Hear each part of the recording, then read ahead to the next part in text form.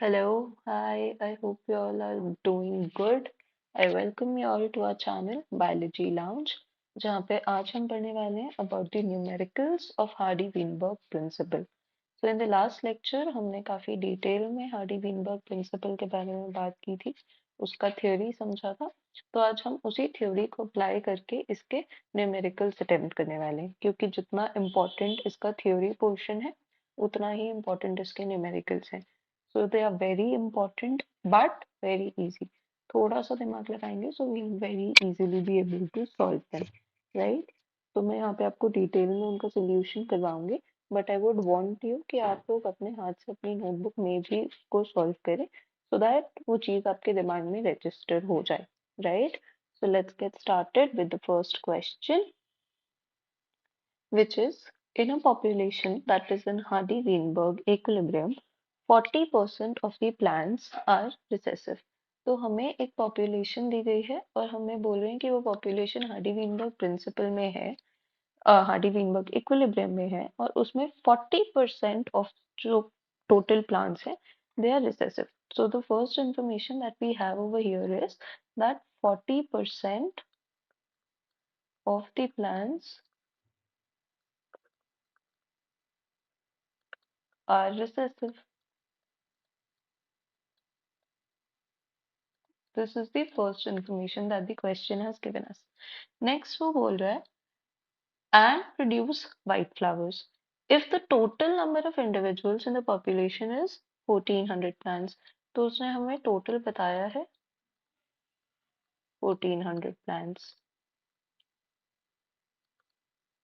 The number of homozygous dominant and heterozygous pink flowers would be.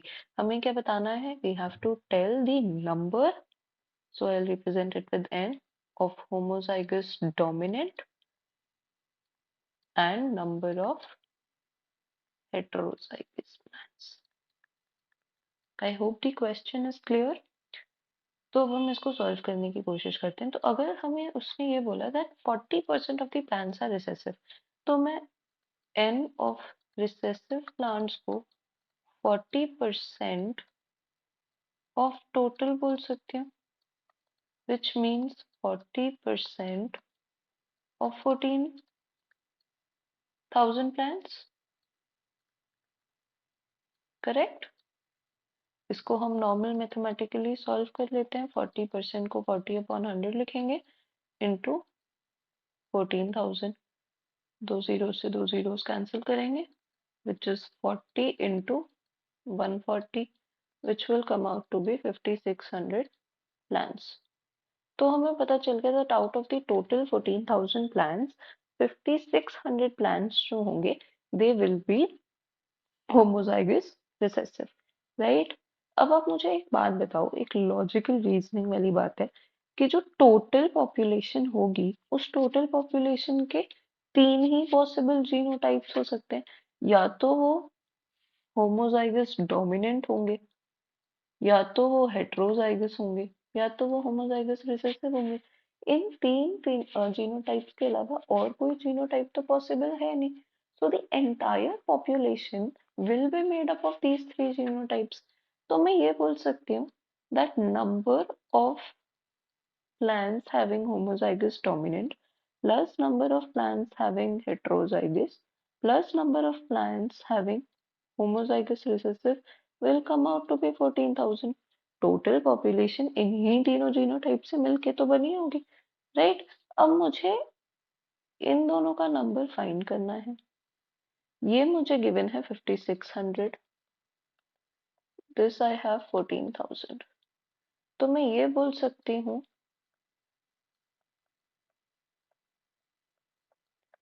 Right? इसको हम अगर solve करेंगे, मैं यहाँ पे सॉल्व कर देती हूँ. इसको जब हम सॉल्व करेंगे तो हम ये बोल सकते हैं that n of capital R plus n of capital R small r will be equal to 14,000 minus 5600, which will come out to be 8400 plants. That means out of total 14,000 plants, 8400 plants ऐसे होंगे जिनका genotype या तो capital capital होगा या फिर heterozygous होगा, right. तो हमारे पास ये कंडीशन आ गई, बट इन द क्वेश्चन हमें चाहिए इंडिविजुअल नंबर्स। इंडिविजुअल नंबर्स हम कैसे निकाल सकते हैं? With the help of options. हम क्या कर सकते हैं, हम ऑप्शंस चेक करते हैं एंड लेट्स सी कि ये वाला और ये यानी कि हेट्रोजाइगस और होमोजाइगस डोमिनेंट के नंबर्स का सम जिसका भी 8400 आएगा, that will be our answer. तो हम ट्राई करते हैं 5600 प्लस 1891, इसका सम 8400 तो नहीं आने वाला, so this option has to be wrong. इसको ट्राई कर लेते हैं 1891 and 6508, this might be our answer, तो हम इसको होल्ड पे रख लेते हैं। Next is 5600 and 6508, obviously 6 and 5 8400 तो नहीं होगा, so this cannot be our answer. Next is 5145 and 8855, तो यहाँ पे तो एक का नंबर ही 8400 से ज्यादा है, तो ये तो किसी कीमत पे हमारा आंसर हो नहीं सकता, so the only probable answer is this. We can also check it, हम इनको सम करके देख लेते हैं 1891 plus 6508, so this will be 99398, which is almost equal to 8400, so B part will be our answer. So that's how easy these questions are. थोड़ा सा logical reasoning हम use करेंगे and we'll be able to solve these questions very easily, right? I hope ये question समझ आ गया होगा. If there is any doubt you can put in the comments and I'll try to solve that for you. Okay, let's move to the next question, which says that in a population of 2000 individuals of a plant species, that means मुझे total पता चल गया जिसको मैं n से represent कर रही हूँ, that is 2000 individuals of a plant species. Genetic difference at a single locus leads to different flower colors. The alleles are incompletely dominant. The population has 100 individuals with the genotype RR. That means number of individuals with the genotype small r is 100. After that 800 individuals with heterozygous genotype.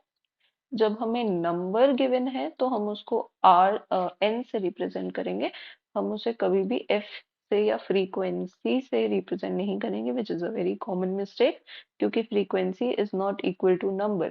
Frequency कैसे निकालते हैं वो मैं अभी आपको सिखाऊंगी। जब हमें number given है तो हम हमेशा उसे n से रिप्रेजेंट करेंगे, ठीक है। So the number of heterozygous is given to as 800 and the remaining have genotype RR। जो भी बाकी बचा है उसका जीनोटाइप कैपिटल आर है, जो कि हमें नहीं पता। We are required to find out what is the frequency of the small R allele. हमें ये छोटे वाले आर की फ्रीक्वेंसी निकालनी है, तो इसकी तो हमें जरूरत भी नहीं क्योंकि ये तो कैपिटल आर है, हमें कैपिटल आर से कोई लेना देना नहीं है। We have to calculate the frequency of small R. अब स्मॉल आर की फ्रीक्वेंसी निकालने के दो तरीके, आई होप वो दोनों आपको पता होने चाहिए अगर आपने थ्योरी क्लास अटेंड की है।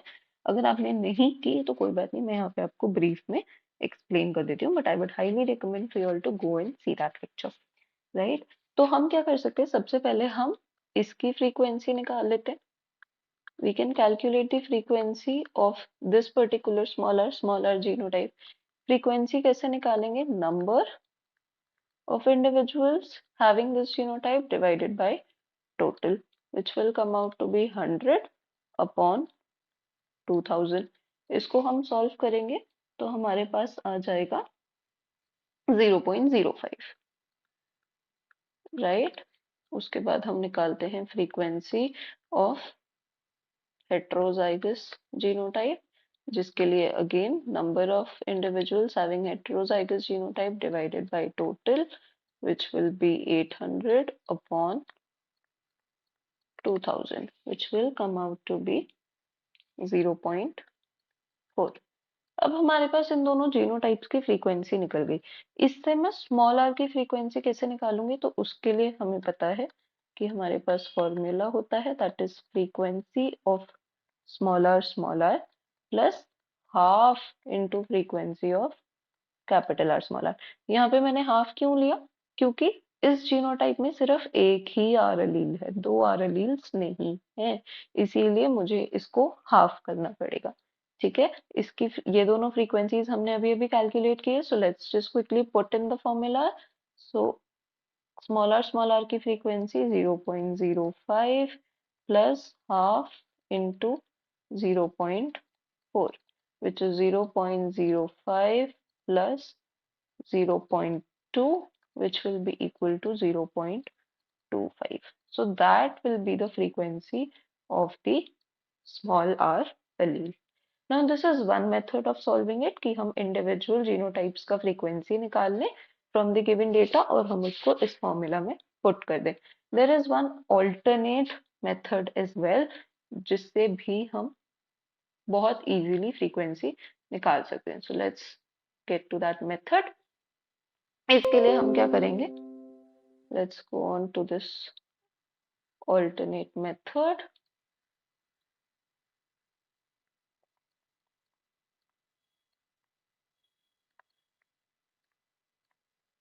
इसके लिए हमारे पास क्या फॉर्मूला होता है? Frequency of small r allele will be equal to n of small r plus half n of capital R small r divided by total. तो देखा जाए तो ये ऑलमोस्ट सेम ही फॉर्मूला है, हमने सिंगल स्टेप में सिर्फ उसको डाल दिया. हाफ क्यों किया? Again same reason, because this particular population has only single small allele, इसलिए हमें हाफ करना पड़ेगा. तो एन ऑफ स्मॉल आर कितना था? इट वाज 100, तो हम यहाँ पे पुट करेंगे 100 plus this was half into 800 and the total population was 2000. So this will be 100 plus 400 upon 2000 which will be 500 upon 2000. इसको हम सॉल्व करेंगे तो हमारे पास आ जाएगा 0.25. तो आप देख रहे हो कि आइदर ऑफ द मेथड से हमारा आंसर सेम ही आएगा. या तो हम पहले फ्रीक्वेंसीज निकाल सकते हैं दोनों जीनोटाइप की और उसे डायरेक्टली इस पर्टिकुलर फॉर्मूला में पुट कर सकते हैं, we'll get our answer. या फिर हम directly without calculating the individual frequencies हम नंबर्स डिवाइड बाय टोटल कर सकते हैं, उससे भी हमें हमारी फ्रीक्वेंसी मिल जाएगी. So you can opt either of the methods, जो भी आपको इजी लगता है. पता हमें दोनों होने चाहिए. I hope you have understood this. If yes, let's move to the next question. Okay, next question says consider a single locus with two alleles which are at Hardy-Weinberg equilibrium. If the frequency of one of the homozygous genotypes is 0.64, उसने बोला कि किसी भी एक homozygous genotype का frequency है 0.64. Homozygous dominant है या होमोजाइगस रिसेसिव है ये उसने हमें नहीं बताया, होमोजाइगस है सिर्फ इतना बताया. तो मैं ये बोल सकती हूँ that either frequency of C square और frequency of Q square is 0.64. Right, हमें कैलकुलेट करना है frequency of heterozygotes. Frequency of heterozygotes क्या होता है? फ्रीक्वेंसी ऑफ हेट्रोजाइगोट्स होता है 2pq. इसका मतलब मुझे p भी चाहिए और मुझे q भी चाहिए. I need both of the alleles की फ्रीक्वेंसी. So let's calculate. अगर चलो जिसकी भी है, p स्क्वायर की है या q स्क्वायर की है, हम निकाल तो सकते हैं. फ्रीक्वेंसी ऑफ p और फ्रीक्वेंसी ऑफ q हम कैसे निकालेंगे? स्क्वायर रूट कर देंगे. उस साइड भी हमने स्क्वायर रूट किया तो ये स्क्वायर रिमूव हो गए, यहाँ पे हमने स्क्वायर रूट किया तो हमें पता लग गया दैट फ्रीक्वेंसी ऑफ p और frequency of q has to be 0.8. इन दोनों में से किसी एक की फ्रीक्वेंसी तो 0.8 जरूर है. तो हम कंसीडर कर लेते हैं. Considering frequency of p is equal to 0.8. आप इसको फ्रीक्वेंसी ऑफ q भी कंसिडर कर सकते हो, कोई प्रॉब्लम नहीं है.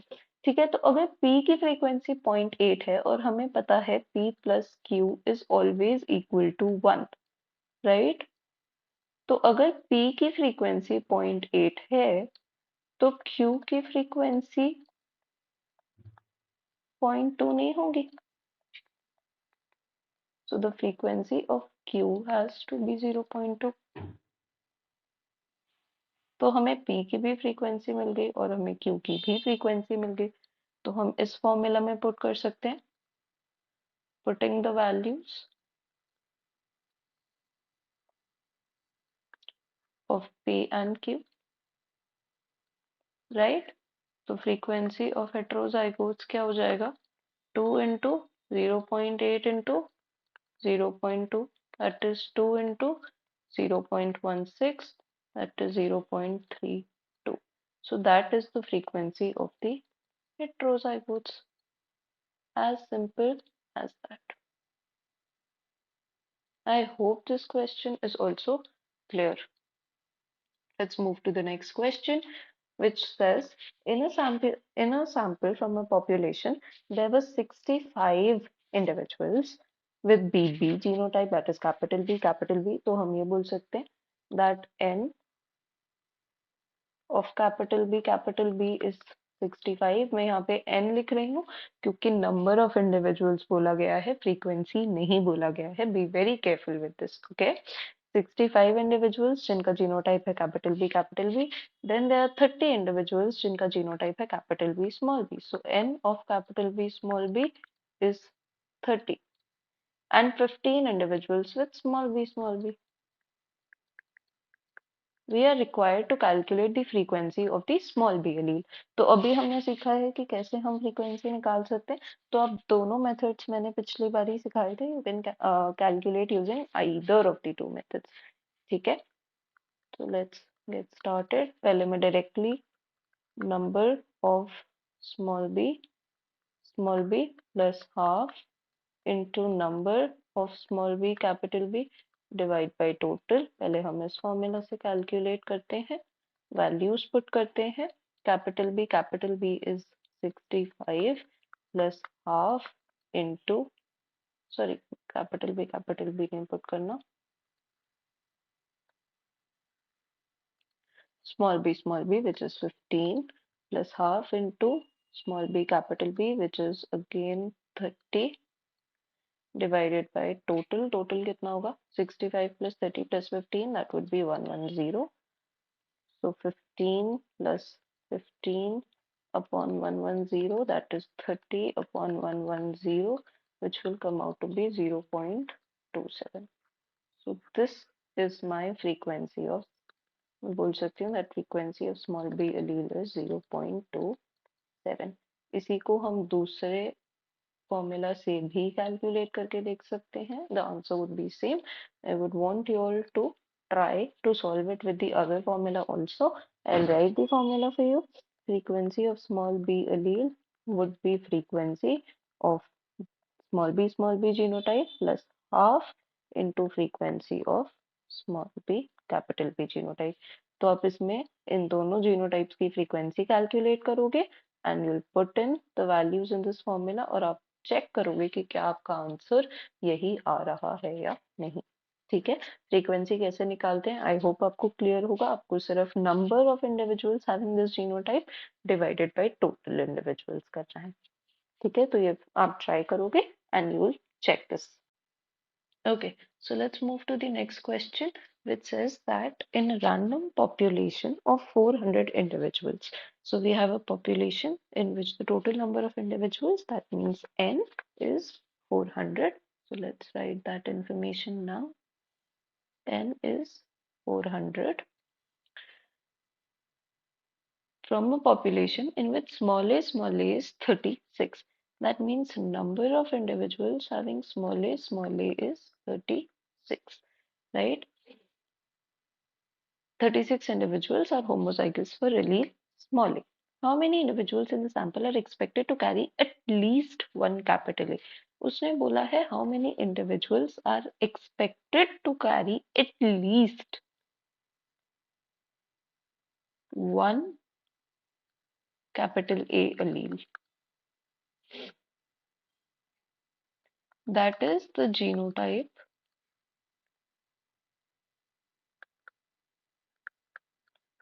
can either be capital A, or it can be capital A, small a.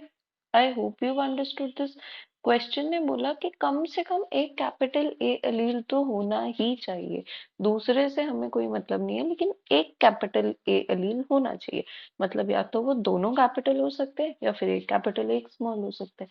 I hope you understood. तो हमें इन दोनों जीनोटाइप्स का बताना है that what is the expected number of individuals जिनका या तो कैपिटल ए हो सकता है या फिर कैपिटल ए स्मॉल ए हो सकता है। So let's see how we can approach this question. जैसे कि मैंने आपसे पहले क्वेश्चन में भी बात की थी कि ऑब्वियस सी बात है, जो टोटल पॉपुलेशन बनी होगी वो इन्हीं तीन जीनोटाइप से बनी होगी, कैपिटल ए स्मॉल ए या फिर स्मॉल ए। यही तीन जीनोटाइप्स पॉसिबल हैं और इन्हीं तीनों जीनोटाइप से मिलके टोटल पॉपुलेशन बनी है। तो मैं ये बोल सकती हूँ that n of capital A plus n of capital A plus n of small a will be the total population that is 400। ठीक है, जितने नंबर ऑफ इंडिविजुअल्स के पास कैपिटल होगा प्लस जितनों के पास कैपिटल स्मॉल होगा प्लस जितनों के पास स्मॉल होगा, उन सबको प्लस करेंगे तो टोटल पॉपुलेशन बन जाएगी ऑब्वियसली। अब we are required to find this particular thing, और ये हमें गिवन है 36 इज इक्वल टू 400, और ये हमें करना है कैलकुलेट, राइट। तो हम सिंपल 36 को उधर ले जाके माइनस कर देंगे and we will get our answer that the number of people जिनके पास या तो कैपिटल है या फिर जिनके पास हेटेरोजाइगस है दैट इज 364। तो 364 people would be such that they will have at least one capital A allele in their genotype. This was a very simple question and I hope all of you all have understood this, right? So let's move to the next question, which says that the frequencies the frequencies of allele capital A and small a in a population at Hardy-Weinberg equilibrium are 0.7 and 0.3 respectively. यहाँ पे हमें frequency given है capital A allele की which is 0.7 और small a allele की which is 0.3. In a random sample of 250 individuals, n हमें दिया हुआ है 250, how many are expected to be heterozygous. यहाँ पे हमसे फ्रीक्वेंसी ऑफ हेटेरोजाइगस नहीं पूछा गया, हमसे ये पूछा गया कितने नंबर ऑफ पीपल ऐसे होंगे जिनको हम सोच सकते हैं कि वो हेटेरोजाइगस होंगे, जिनको हम एक्सपेक्ट कर सकते हैं कि वो हेटेरोजाइगस होंगे। तो हम इसको कैसे कैलकुलेट करेंगे, बहुत ईजी है। Number of expected हेटेरोजाइगोट्स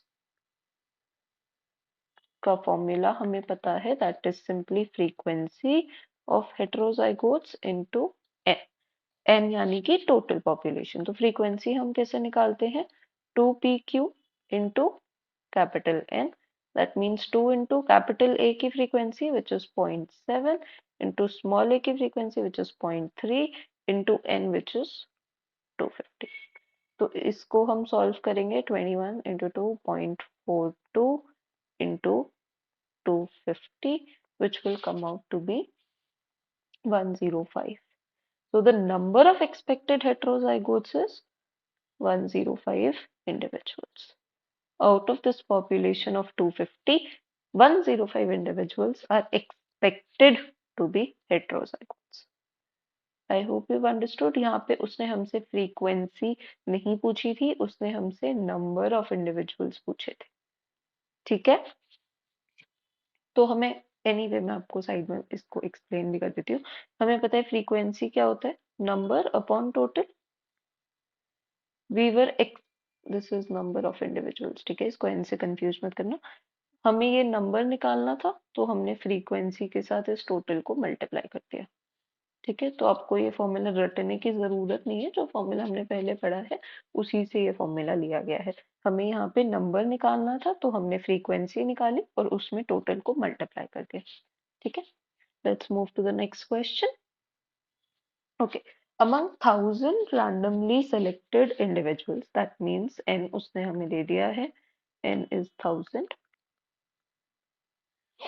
the observed genotypes are capital B, number हमें given है of capital B, that is 430. Number of capital B is 540, and number of small b is 30. हमें allelic frequency निकालनी है, specifically नहीं बोला है capital की निकालनी है या स्मॉल की निकालनी है, इट मीन्स कि हमें दोनों की ही निकालनी होगी. So let's get started. सबसे पहले हम कैपिटल की निकाल लेते हैं, which is n of capital B plus half into n of capital B small b upon total. I hope ये formula अब हमें clear हो चुका होगा. Let's put in the values. Capital B is 430 plus half into capital B small b is 540 upon total is 1000. That is 430 plus half into 270 upon 1000. That is 430. Half तो मैंने कर दिया ना. So let's just, ठीक है. Half of 540 came out to be 270. ठीक है. So 430 plus 270 upon 1000, which is 700 upon 1000, which is 0.7. That means the frequency of capital B is 0.7. I hope यहाँ तक clear हो गया होगा. ठीक है. अब अगर मुझे कैपिटल बी की फ्रीक्वेंसी मिल गई है तो आई होप कि मैं बहुत इजीली स्मॉल बी की भी फ्रीक्वेंसी निकाल सकती हूँ. मुझे पता है that the frequency of capital B plus frequency of small b will always be equal to 1. Capital B की फ्रीक्वेंसी 0.7 मुझे मिल गई है, तो स्मॉल बी की frequency would be 1 minus 0.7, which will be 0.3. This is one way of solving. हम पूरा longer method से भी निकाल सकते हैं, जैसे हमने अभी कैपिटल बी की फ्रीक्वेंसी निकाली. हम सेम तरीके से capital B plus half into capital B small b का नंबर डिवाइडेड बाय टोटल करेंगे तो भी हमारा आंसर 0.3 ही आएगा. तो आप उस मेथड से भी चेक कर सकते हो. मैं आपके लिए फॉर्मूला लिख देती हूँ. Just have to put in the values and check the answer. ठीक है. तो alternate method,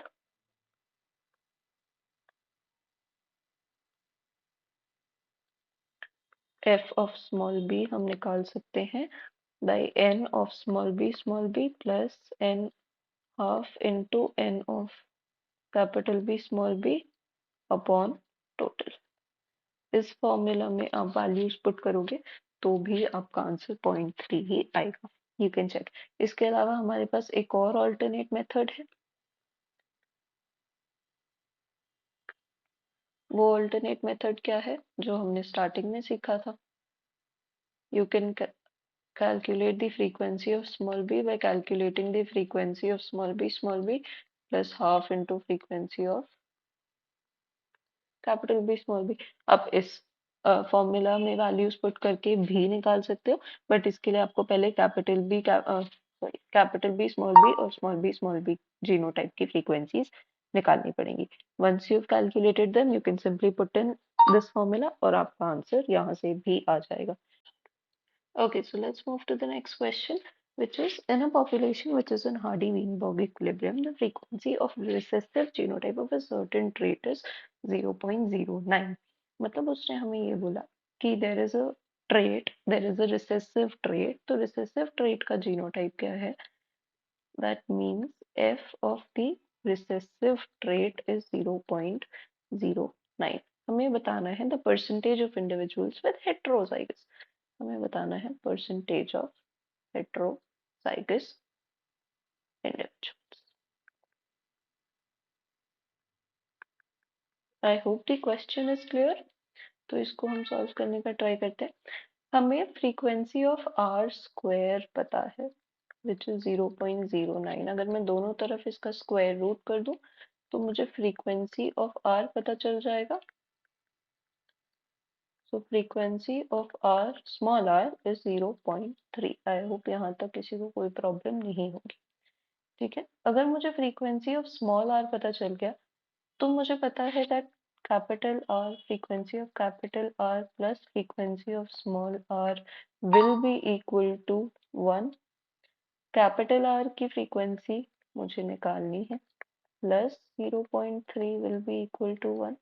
So frequency of capital R would be 1 minus 0.3। So frequency of capital R would be 0.7। So that is how we were able to calculate the frequency of the capital R and the small r। अब तो हमारा काम बहुत ही आसान है, हमें पता है frequency of heterozygotes होता है 2pq। That means 2 into frequency of capital R, which is 0.7, into frequency of small r, which is 0.3. That is 2 into 0.21, which will be equal to 0.42। Now this is the frequency of heterozygotes। लेकिन उसने हमसे frequency तो पूछी नहीं है, उसने हमसे क्या पूछा है, परसेंटेज। तो मुझे इस फ्रीक्वेंसी को परसेंटेज में कन्वर्ट करना पड़ेगा। सो परसेंटेज ऑफ हेटेरोजाइगोट्स हम कैसे निकालेंगे, फ्रीक्वेंसी ऑफ हेटेरोजाइगोट्स को मल्टीप्लाई कर देंगे विद 100। Very simple. तो फ्रीक्वेंसी हमने अभी निकाली है 0.42 into 100, that would be equal to 42%। That would be the percentage of the heterozygotes. I hope ये क्वेश्चन क्लियर हो गया होगा। If yes, let's move to the next question, which says the recessive allele B with a frequency of 0.8 in a population of crabs that is in Hardy-Weinberg equilibrium. So what is the frequency of the homozygous dominant individuals? हमें उसने small r की या small B बोल लो, हमें उसने small B की frequency दे दी है विच इज 0.8। स्मॉल बी की फ्रीक्वेंसी 0.8 है और मुझे पता है capital B plus small B की frequency will always be equal to 1। तो यहाँ से मैं कैपिटल बी की फ्रीक्वेंसी निकाल सकती हूँ। So frequency of capital B would be 0.2। I hope ये तो बहुत ईजी है, हम ऑलमोस्ट हर क्वेश्चन में ये फॉर्मूला यूज कर रहे हैं, तो ये क्लियर होगा। तो मुझे कैपिटल और स्मॉल दोनों की फ्रीक्वेंसी मिल गई है। हमें निकालनी है frequency of homozygous dominant. That means मुझे इसकी फ्रीक्वेंसी निकालनी है, यानी कि मुझे frequency of capital B square निकालना है। दैट विल बी 0.2 का whole square, that is 0.04। Very simple. So the frequency of capital B would be 0.04। I hope ये सबको क्लियर होगा, इससे इजी क्वेश्चन हार्डी वीनबर्ग का नहीं हो सकता। Let's move to the next question which says frequency of two alleles in a gene pool is 0.19 and 0.81। तो हमें दो alleles दिए हैं और उन दोनों alleles की फ्रीक्वेंसी दी है। So let's note that information down। Frequency of capital A allele is 0.19, frequency of small a allele is 0.81। Right? Assume that the population is in Hardy-Weinberg equilibrium और हमें उसके बाद दो questions को answer करना है। First is calculate the percentage of heterozygous individuals in the population। हमें percentage of heterozygous निकालना है। तो अभी हमने सीखा है percentage of heterozygous is equal to frequency of heterozygous into 100। right? frequency कैसे निकलती है, 2pq into 100। that means 2 into 0.19 into 0.81 into 100। right? इसको हम सॉल्व करेंगे तो हमें मिल जाएगा 0.307 into 100। और ये सारा किस में चल रहा है, परसेंट में चल रहा है, क्योंकि हमने ऑलरेडी उसको 100 से मल्टीप्लाई कर दिया। तो इसको हम सॉल्व करेंगे, we'll get 30.7%। That is the percentage of heterozygous individuals. I hope ये पार्ट क्लियर हो गया होगा। If yes, let's move to B part. B part में उसने हमसे मांगा है calculate the percentage of homozygous recessive. Percentage of homozygous recessive. तो इसको हम कैसे निकालेंगे? Frequency of homozygous recessive into 100। Frequency of homozygous recessive, हमें फ्रीक्वेंसी ऑफ ए एलील दिया हुआ है तो हम इसका स्क्वायर कर देते हैं। दैट विल बी 0.81 इन का स्क्वायर इंटू 100। 0.81 का स्क्वायर होता है हमारे पास 0.656 इंटू 100। सॉल्व करेंगे 65.6%. That would be the frequency. Okay, so let's read the next question. It says the frequency of homozygotes in a diploid population is 0.68. उसने हमें बोला that the frequency of homozygotes in a diploid population, मतलब उसने दोनों homozygotes की बात की है, उसने किसी एक की बात नहीं की. That means p square plus q square combined is equal to 0.68. This was the crux of this question. जिसको ये चीज समझ में आ गई उसने पूरा क्वेश्चन क्रैक कर लिया. The frequency of homozygotes in a diploid population. हमने दोनों homozygotes की बात की है, p square and q square. दोनों की combined frequency is 0.68. उसने हमें बोला assuming that the population is in Hardy-Weinberg equilibrium, the frequencies of the two allele are. हमें इन दोनों alleles यानी कि p and q की frequency guess करनी है. तो rather than going into the mathematics, हम बहुत सिंपल सा यूज करते हैं तरीका, which is using the options. Options को यूज करते हैं, हम देख लेते हैं कि अगर हम एक को p मान लेते हैं और एक को q मान लेते हैं तो क्या इसका स्क्वायर प्लस इसका स्क्वायर 0.68 आ रहा है? जिस भी ऑप्शन में p square plus q square 0.68 आएगा, those would be our frequencies. Right, तो इसमें 0.1 का स्क्वायर प्लस 0.9 का स्क्वायर तो 0.68 नहीं आने वाला, 0.9 का स्क्वायर ही 0.81 होगा, तो ये मेरा आंसर नहीं है. 0.8 का स्क्वायर इज 0.64, 0.2 का स्क्वायर इज 0.04, 0.68 आ गया. That means this is the correct option. आप बाकी ऑप्शन सॉल्व करके देख सकते हो, वो करेक्ट आंसर्स नहीं होंगे. So that is how easily you can calculate, you can reach to the correct option by using the options, right? Sometimes we don't have to go into the mathematics. Let's move to the next question, which is in a population that is in Hardy-Weinberg equilibrium, the frequency of the recessive homozygote. Frequency of the recessive homozygote genotype of trait Q, that means frequency of Q square is 0.04. The percentage of individuals homozygous for the dominant allele, मतलब हमें निकालना है percentage of homozygous dominant, means हमें percentage of Q square निकालना है. अगर हमें capital Q का स्क्वायर निकालना है तो हमारे पास पहले कैपिटल Q होना तो चाहिए. तो कैपिटल Q बहुत इजीली हम कैलकुलेट कर सकते हैं. इसका स्क्वायर रूट करेंगे तो हमें फ्रीक्वेंसी ऑफ स्मॉल q मिल जाएगा. Small q would be 0.2. अब हमें स्मॉल q मिल गया है तो आई होप आपको पता है कैपिटल Q कैसे निकालना है. Of small q plus frequency of capital Q will be equal to 1 because p plus q is 1. तो यहाँ से स्मॉल q की वैल्यू पुट कर देंगे plus frequency of capital Q is equal to 1. So frequency of capital Q would be 1 minus 0.2. Frequency of capital Q would be 0.8. अब अगर हमें capital Q का फ्रीक्वेंसी मिल ही चुका है तो मुझे यहाँ पे Q स्क्वायर निकाल लेते हैं.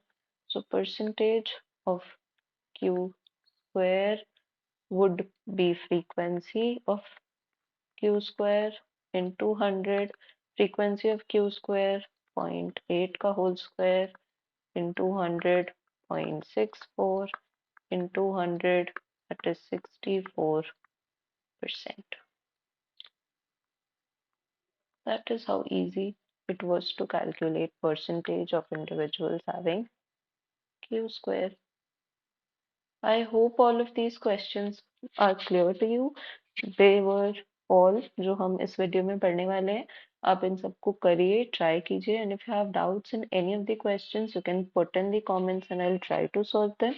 Also, if you want to get the PDF of this particular lecture for practice, you can come to my channel, that is Biology Lounge, and you can download the PDF from there.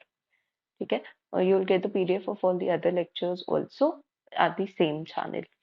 So happy learning, guys. Please go through them, and I hope I was able to make you guys understand. Thank you for watching.